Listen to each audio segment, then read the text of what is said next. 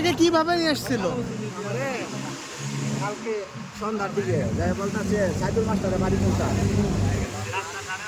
দোকান থেকে আর দিকে ওরা 4-5 জন নামছে ডিবির মতো দেখা যায়। একটা তার মধ্যে ঘেরাও করছে, ঘেরাও করে আমার এইভাবে দৌড়ে এদিকে ধরছে পিছাই ধরছে, পরে আমি ছুটাছুটি করে গাছের মধ্যে বাড়ি লাগছে, এখানে লাগছে, এটা আমার হাতে আমার কারণে লাগছে। পরে আমার ওরা গাড়িতে উঠাইয়া এখানে কিল খুশি অনেকগুলা দিছে, দেওয়ার পরে গামছা বাইন্দা বলেছে গামছা ভালো রাখছে।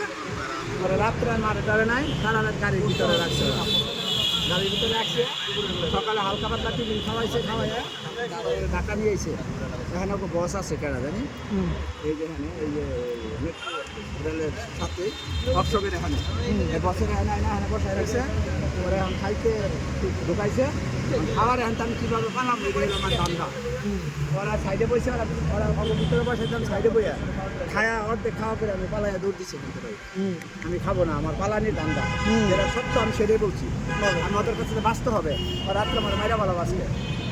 আমার কাছে টাকা দাবি করতেছে। কত টাকা দাবি করছে? টাকা দাবি করতে 6.5 লাখ না দিলে তোমার আজকে 6,70,000 টাকা এখানে আর থাকে ঘুষি মারে, থাকে কিল মারে, নাকের মধ্যে মারে, চোখের মধ্যে মারে, এখানে মারে, এখানে মারে, এই চোর আমি চোর এমন একটা প্রতিশোধ।